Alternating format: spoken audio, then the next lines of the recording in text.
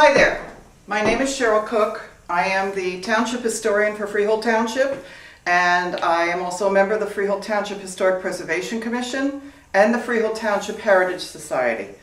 We would like to welcome you today to the Oakley Farmhouse. This house is listed on the National Register, and it has over 300 years of history attached to it. The house itself was built onto a small structure which was we consider to be a cabin. And if you, when you're touring the house, you will notice in this room on the floor we have a blue tape. The tape indicates the area of the first structure, which was 8 feet by 10 feet. It was mainly a subsistence farm, so the people living here were growing their own vegetables and living on the property. The property itself was deeded from the King of England to the proprietors of East Jersey in the early 1600s. In 1686, it was started to be divided up by the proprietors of East Jersey, who were the governors of East Jersey. And I say East Jersey because the state was separated into two, it was separated by a dividing line, East Jersey, West Jersey. We had two capitals, one in Burlington, one in Perth Amboy. If you look on the wall behind me, and these are all stationed throughout the house, these storyboards, it will show you a schematic of how the house was actually added onto the original cabin. The original cabin was built in 1706. We also have pictures on this storyboard that actually show the actual foundation, which is underneath of this parquet floor. It was made of hand-hewn beams, and they still have the bark on them. So as you're walking around, please pay attention to these storyboards. In 1706, Richard Clark was the owner of the house, and Mr. Clark was quite a wealthy man. He actually owned the eastern half of Matawan, what we know as Matawan today. So Mr. Clark had this small 8 by 10 foot cabin here on this property, and he decided, you know, I'm not really going to live in Matawan, I'm going to live here. So in 1730, he started to add on to the house. And as I walk, I will explain where the house was joined. We have a joining right here where he would have made this wall bigger, and he would have just made this area bigger. And then in 1730, he added this entire room onto that structure, and this room became known as the keeping room. A keeping room is a room where you do just about everything. You cook your meals, they slept in here, they entertained people in here. So this would have been the keeping room. Eventually, when he sold the farm to the next owner, then they started to add on to the farm, onto the house, and there was a porch put on out front, and they had their well right out at the by the window in the front. So the well was close by, so they could come in and clean their utensils, their cooking pots and pans. So we're going to move into the next room, and we'll explain about the keeping room and the hearth. Now this was, again, like I said, the keeping room, and along this wall over here where you see the white marble fireplace, that entire wall was known as the hearth. And it would have been a large open hearth, such as you would see in a 1700s house. And we do have a storyboard on the wall over here to my left, which explains the different types and styles.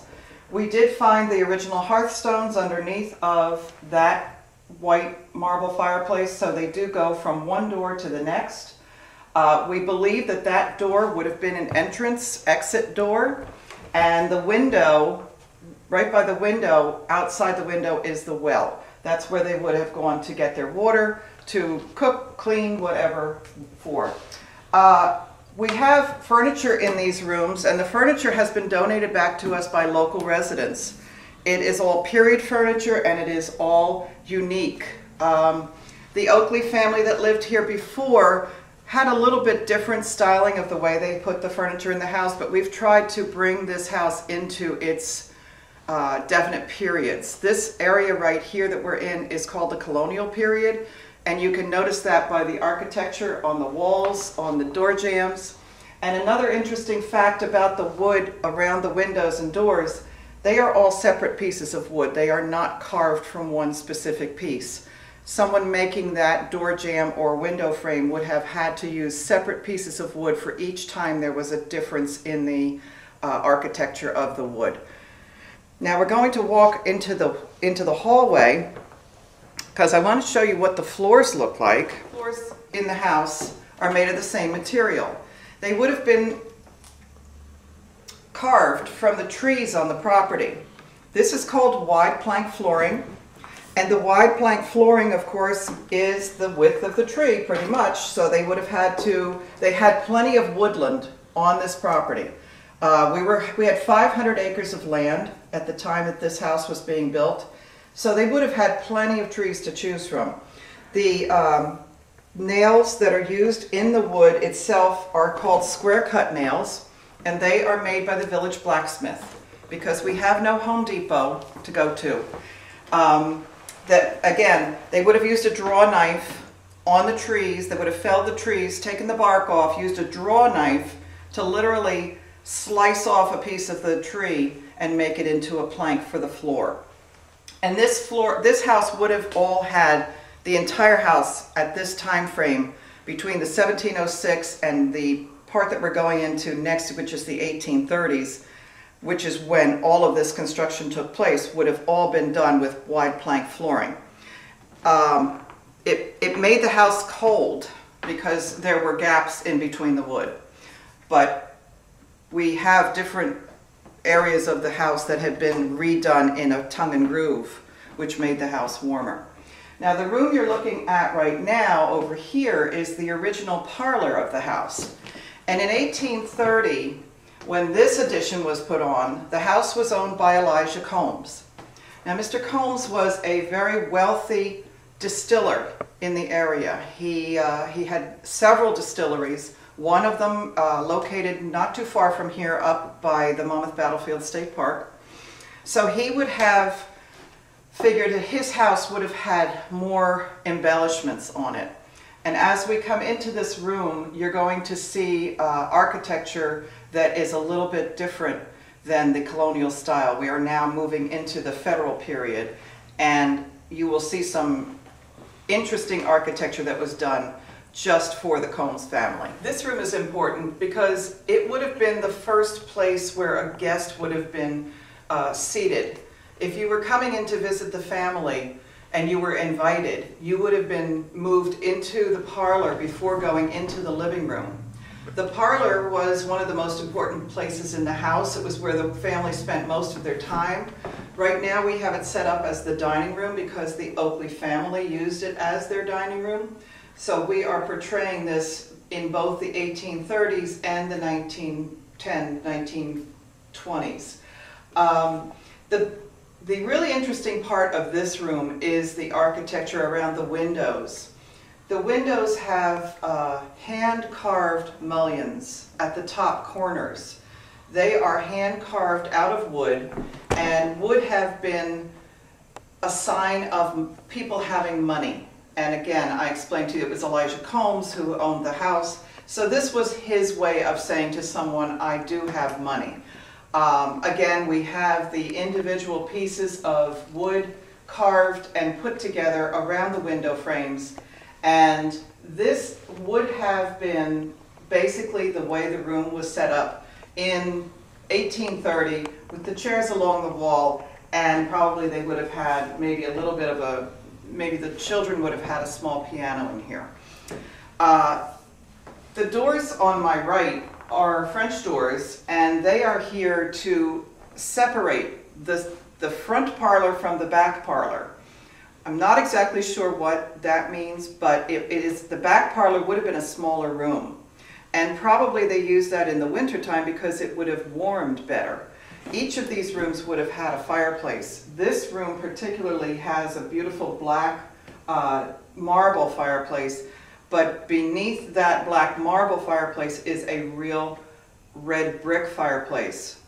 Again, that was the only way they had to heat the house.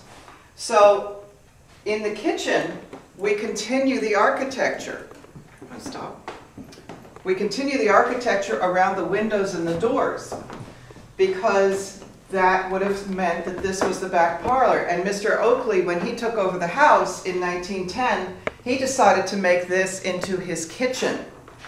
And we do have a stove over here that was donated by one of our local families, the Parentos. This is an 1893 wood coal stove. In other words, you could use either wood or coal in it. It was first debuted at the Columbia Exposition in 1893, and the people were a little upset because they just wanted to cook with wood. They really didn't want to cook with coal. Coal was harder to control for them. It's kind of like when you go from using an electric stove to a gas stove. Everything is different and you have to learn all over again. They didn't want to learn how to do it. On the back of the stove, there would have been a tank filled with water. That would have been a reserve, and it could have been used to wash dishes with, it could have been used to bathe with. It just meant that you didn't have that cold water coming out of the well, and you had some warm water to immediately use when you needed it. So this concludes the tour down here, and now we're going to move to the upper floors of the house and show you the rooms upstairs. Now we are upstairs on the second floor of the house. This is the original bedroom of the house, and it would have been added on to in the 1730s when they added the first floor living room. This would have been made into a bedroom, and if you look on the floor, you'll see we have blue masking tape again, and that is for the staircase that would have come up from the room where we were in the first by the cabin, where we explained the cabin. This was the staircase that came up from the first floor. So this room actually was probably made into 2 rooms at one time, because we understand that there are 9 bedrooms in the home, and by doing 9 bedrooms we would have to cut some of the rooms in half.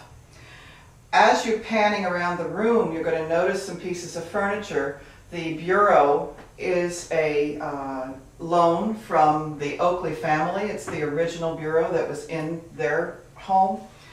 The pitcher and bowl set on top of the bureau was Elizabeth Oakley's, belonged to her mother.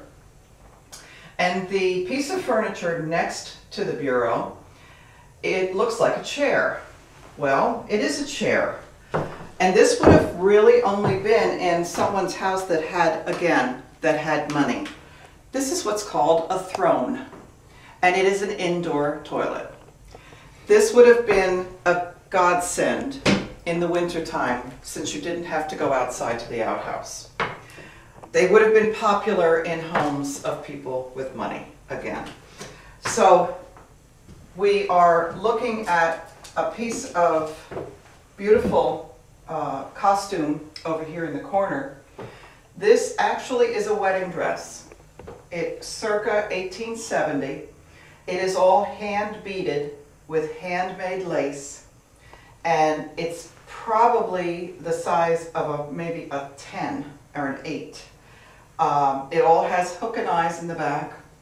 And again, this would have been a wedding dress. Now you say, well, it's black. Oh my, that's not the wedding dress we know today.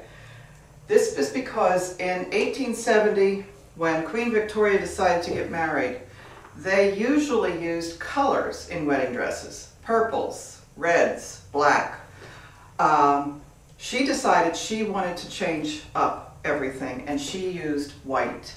So after 1870, or after the marriage of Queen Victoria to Prince Albert, she decided that was what she was going to use, and everybody else followed suit, and the white dress became the wedding dress.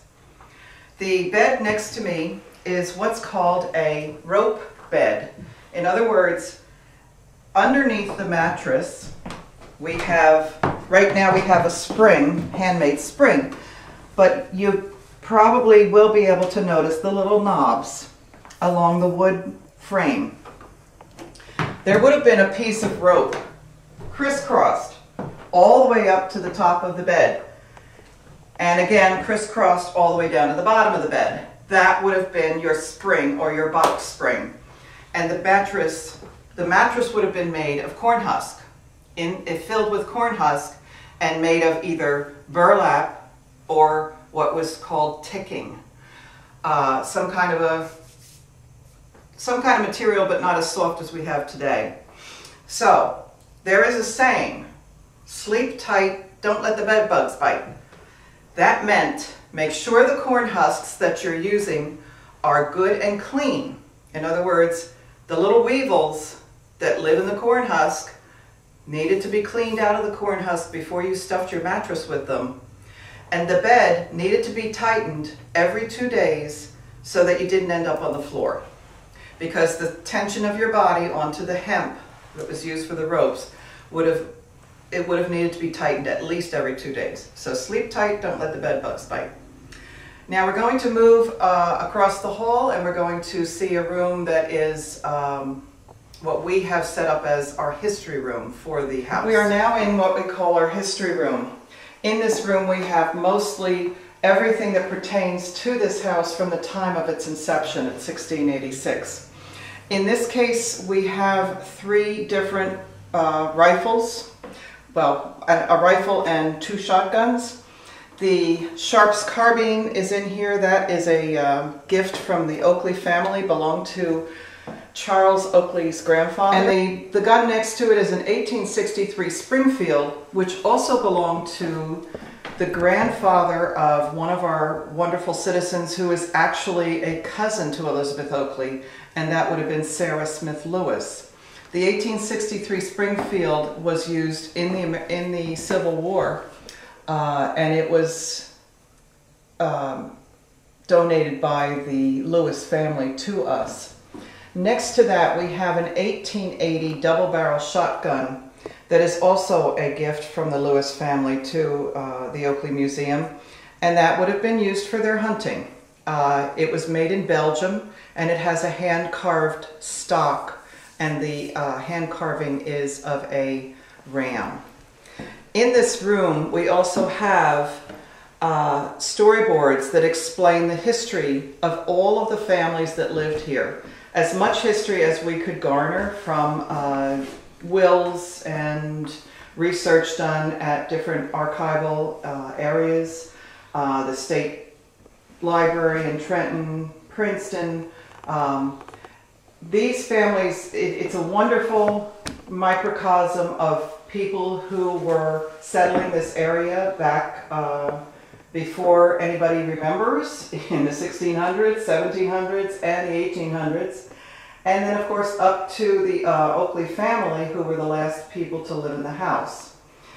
For those who can't make it upstairs to the 2nd floor to see this room, we do have all of these listed in a book downstairs, and you can read all about the history of the people. And we are in the process of publishing a book that will explain all the histories of the families. That's it.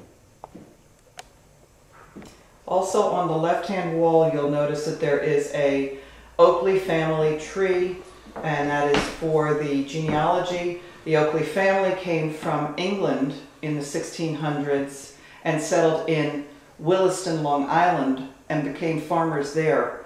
And then Charles decided that he wanted to move down to New Jersey, and he brought most of his animals, his farm equipment, everything that he could put on a train, he brought down here in 1911 to set up farming at this farm. This room would have been one of the bedrooms we spoke about, although this is in a different part of the house.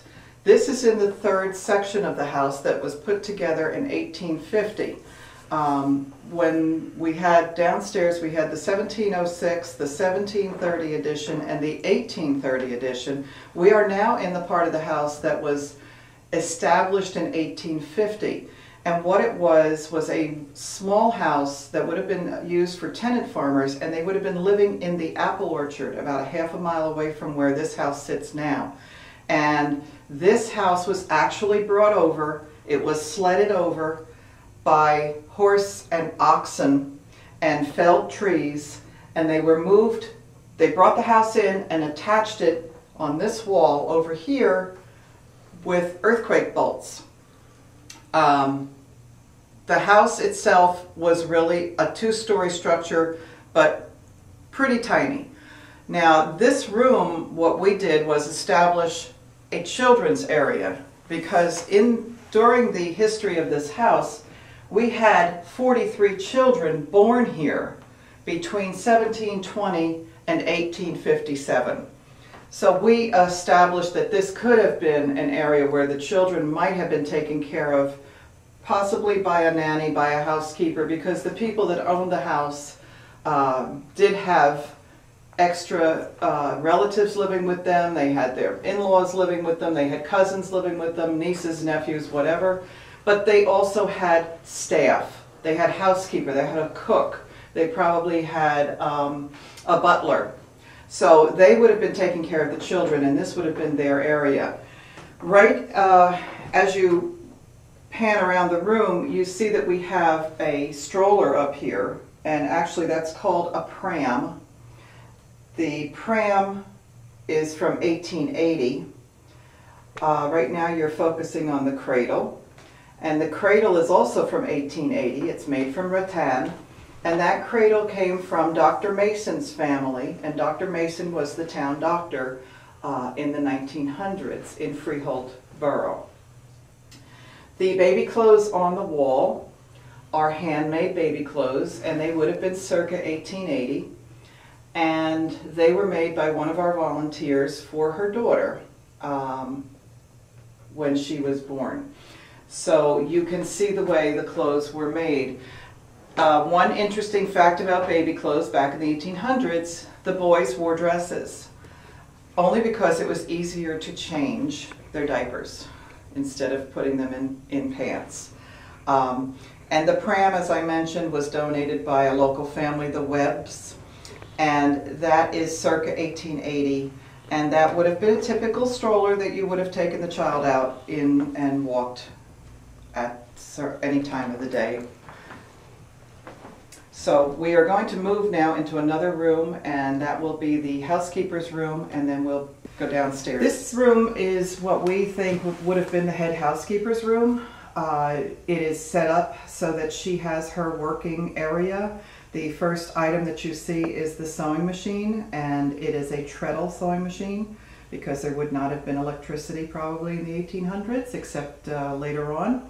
So she would have been using that to, you see the dresses on the coat rack next to it. She maybe would have been fixing a dress or making a dress for one of the people in the family.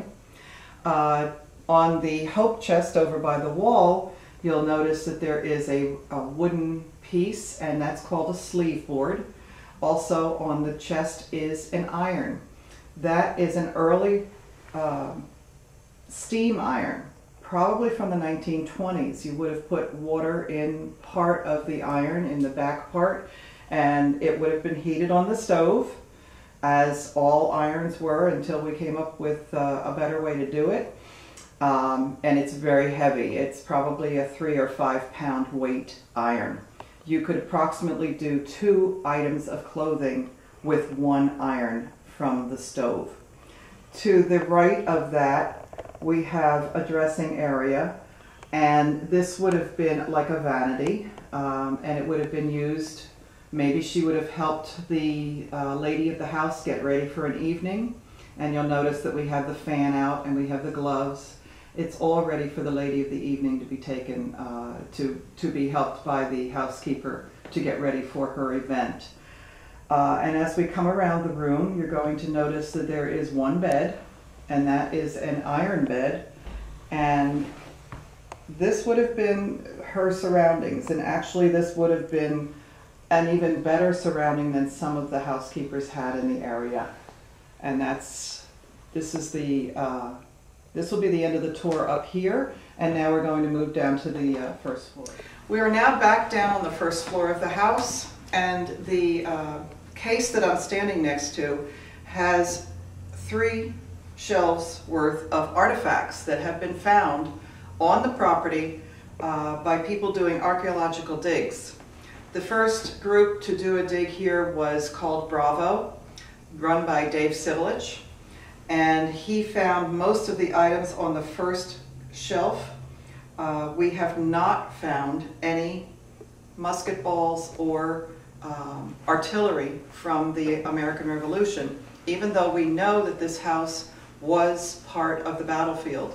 We were actually the rear echelon of the British Army, which came in from Route 537 on their way to the battlefield state, where Battlefield State Park is for the Battle of Monmouth.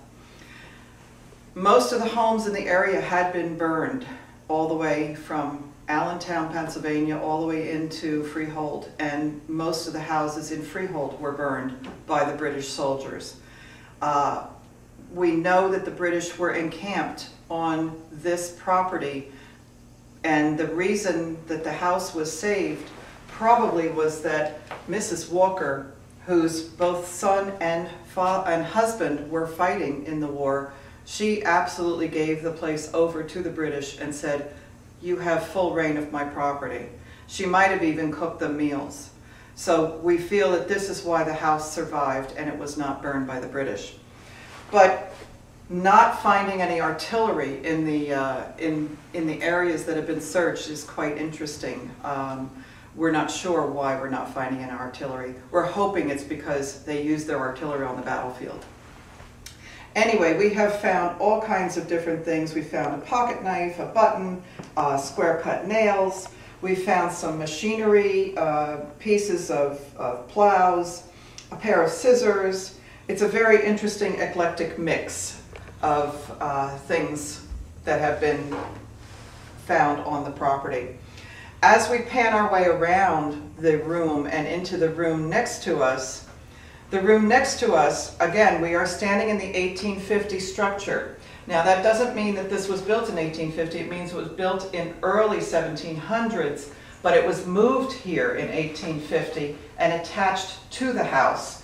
And if you look at the wall where the door is and it says bathroom, that is the actual outside wall of this original structure, and that is the structure that would have been attached to the other main house, which made this house into a basically built in 3 different centuries. So all of the implements in here have been given back to us by, again, local people. We hope you've enjoyed your tour of the Oakley Farmhouse. There's a lot more to tell you. There's a lot more to see on the grounds. We have 2 barns that are full of agricultural materials, antique farm implements. We do have a toll house on the property. That's the little red house next to the driveway. That would have been stationed at a main intersection, and it actually was from Route 537 and the Burlington Road.